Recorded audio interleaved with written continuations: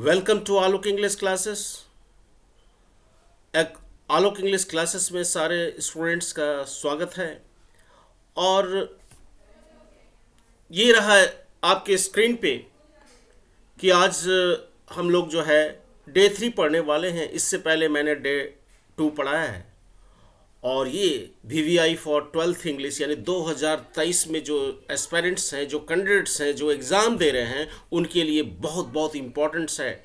और ये इसको पढ़ लिया तो 8 नंबर का क्वेश्चंस आपने सॉल्व कर लिया, 4 नंबर प्रोज सेक्शन से और 4 नंबर पोएम सेक्शन से। सो मेरी ओर से सारे विद्यार्थियों को wishing you all the best. आप लोग जो है जो इंटरमीडिएट के एग्ज़ाम्स में अच्छा मार्क्स लाएं। और मेरा पूरा उम्मीद है कि मैं सारे कंटेंट्स को आपको यूट्यूब पे जो भी वीडियो मेरे देख रहे हैं, इंटरमीडिएट के सारे जो चैप्टर्स है, जहाँ तक कोशिश कर रहा हूँ मैं कि सारा आपको प्रोवाइड करूँ। चलिए लेट्स स्टार्ट द टॉपिक्स। हमने डे 2 तक पढ़ लिया था, आज हम लोग डे 3 पढ़ाएंगे।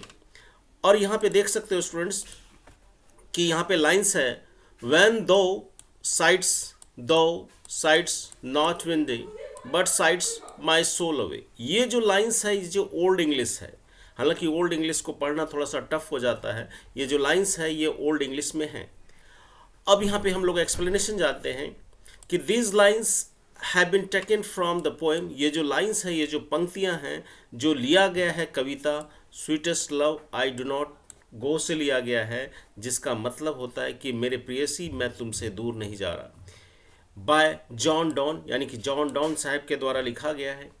इन दिस लाइंस, इन पंक्तियों में, इन दिस लाइंस, इन पंक्तियों में, द पोइट यानी कवि, जो जॉन डॉन साहब हैं, जो कवि हैं, सेज वह कहते हैं टू हिज बिलव्ड अपने प्रेयसी को, दैट या प्रियतमा को, दैट कि her sighs shows her lack of trust in him. उनकी जो सिसकियाँ हैं, उनकी जो जब वो रोती है, जब वो सिसकती है, तो उसके अंदर जो है इसका मतलब ये होता है कि उसको उस पर भरोसा नहीं है, यानी कि उसकी जो प्रियतमा को लेखक पर भरोसा नहीं है। She depletes his life blood when cries, जब वो कराहती है, जब वो चिल्लाती है, तो उसके लेखक के अंदर, यानी कि उसके अंदर का जो खून है, लेखक के जो अंदर का जो खून बहता है, वो सूख जाता है। So he pleads to have faith in him, इसलिए वह उससे कहता है, लेखक अपने प्रेयसी से कहता है कि उन पर विश्वास करो, मुझ पर विश्वास करो, एंड लेट हिम गो, और उसे जाने दो, because he will always be part of her, वह जो है हमेशा के लिए तुम्हारा हिस्सा है, and they will always be together in spirit, और वे लोग जो हैं, यानी कि लेखक और उसकी जो प्रेतमा है, they will always be together in spirit, वो हमेशा हमेशा के लिए जो है वो एक साथ है।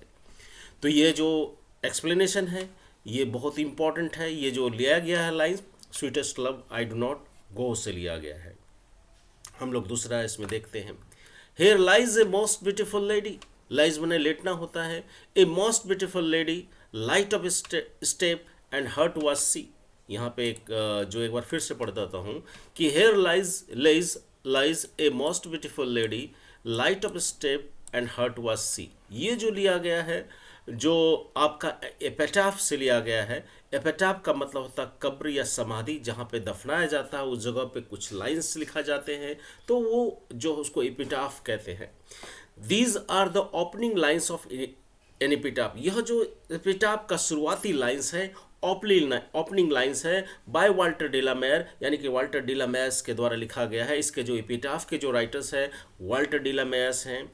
हेयर, यहाँ पे द पोइट यानी कवि क्या कहता है, टॉक्स अबाउट, मैंने बातें करता है, किससे, हिज बिलव्ड, अपनी प्रियतमा से, अपनी प्रियतमी से क्या बोलता है कि who was very beautiful lady of the west, जब वह जो थी, जो वेस्ट की, जो पश्चिम की जो सबसे सुंदर महिला थी, उनकी जैसी महिला कोई नहीं थी, बट हु डिसीव्ड हिम, लेकिन उस महिला ने लेखक को धोखा दिया है, उसे धोखा दिया है। The lady did not prove to be honest and sincere. जो महिला है वो अपने आप को जो ईमानदार और सिंसियर प्रूव नहीं कर पाई। She was really light of step and ignore the poets of love, यानी कि she was really light of step and ignore the poets love, और लेखक के जो प्यार को, लेखक के अंदर जो प्यार था उसको उसने नकार दिया। यहाँ पे ये बहुत सुंदरतम लाइन है, here lies a most beautiful lady, light up step and heart was she. ठीक है, तो ये है। थर्ड में देखते हैं, but beauty vanishes, beauty passes, the lady of the west country. बहुत ही सुंदर लाइन है, सुंदरता आती है, सुंदरता चला जाती है। The lady of the west country, जो पश्चिम देश की जो महिला है, उनके बारे में लेखक ये अपनी महबूबा के बारे में बताते हैं।